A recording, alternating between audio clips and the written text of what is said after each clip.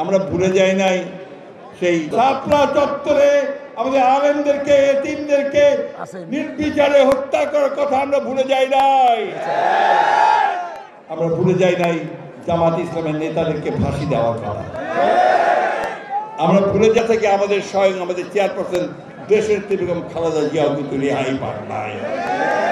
তাকে মিথ্যা সাজা দিয়ে, মিথ্যা মামলাতে সাজা দিয়ে তাকে 6 বছর বন্দী করে রেখেছে। 2 বছর ওই আপনার পুরনো ঢাকার সেই একেবারে ইমোজ দৌড়া এরকম একটা ঘরের মধ্যে বন্দী করে রেখেছিল। তারপরে 2 বছর হাসপাতালে রেখেছিলেন বন্দী করে, আর 2 বছর বাড়িতে গৃহবন্দী করে রেখেছিল। আল্লাহর অশেষ রহমতে ছাত্র জনতার অভ্যুত্থানের পরে তিনি যখন মুক্ত হলেন, তার চিকিৎসার জন্য তাকে বিদেশে পাঠাতে হয়েছে। কারণ তিনি ওই কারাগারে থাকা অবস্থায় তাকে স্লো পয়জনিংয়ের মাধ্যমে যে হত্যা করার চেষ্টা করা হয়েছিল, তারপর তার শরীর খুব খারাপ হয়ে যায়। তিনি এখনো বিরাতে আছেন, চিকিৎসা গ্রহণ করছেন। আমরা সবাই দেশবাসী তাকিয়ে আছি যে কবে তিনি আমাদের মাঝে আবার ফিরে আসবেন। বন্ধুগণ, আজকে আমাদের ভারপ্রাপ্ত চেয়ারম্যান, আমাদের নেতা তারেক রহমান, তাকে মিথ্যা মামলা দিয়ে আটক করে রাখা হয়েছিল, তার উপর নির্যাতন করা হয়েছিল। তাকে কপি করে ঝুলিয়ে উপর থেকে নিচে ফেলে দিয়ে তার কোমর ভেঙে দেওয়া হয়েছিল। 83টা মামলা দিয়ে তাকে দেশে যেন না আসতে পারে তার ব্যবস্থা করে। গণতন্ত্রের জন্য যদি কোনো আপোষ করেন নাই, বারবার চেষ্টা করা হয়েছে বিএনপিকে ভেঙে ফেলার, বিএনপির লোককে ভাগিয়ে নিয়ে যাওয়ার চেষ্টা করছে না, বহু চেষ্টা হয়েছে। একমাত্র যে ওই ব্যারিস্টার শাহজাহান ওমর ছাড়া আর কাউকে নিতে পারে না।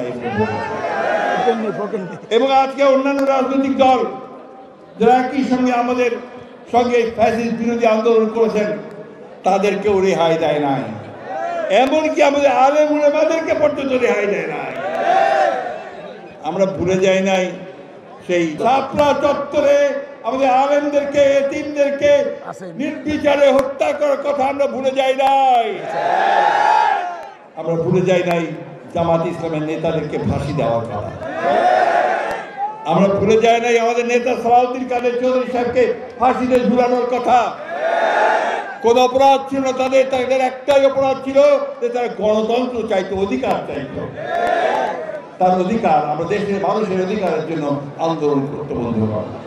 বন্ধুগণ, এই হাসিনার সরকার, ফ্যাসিস্ট আওয়ামী লীগ সরকার অত্যন্ত সুপরিকল্পিতভাবে এই দেশ থেকে রাজনীতিকে চিরতরে নির্বাচিত করবার জন্য ওই একটা মাত্র দল, তার দল থাকবে, আর কোনো দল থাকবে না, এইভাবে সে পরিকল্পনা করে এগিয়ে যাচ্ছিল। বন্ধুগণ, করতে গিয়ে কি করেছে? রাষ্ট্রের সমস্ত ব্যবস্থাটাকে ধ্বংস করেছে। সব যে সমস্ত ইনস্টিটিউশন, অর্থাৎ আপনার প্রতিষ্ঠানগুলো আছে, এই প্রতিষ্ঠানকে ধ্বংস করেছে। সবচেয়ে আগে ধ্বংস করেছে নির্বাচন ব্যবস্থা। ভোট দিতে যেতে পারবেন না, ভোট যেতেই দিতে যাবে না, তাই না?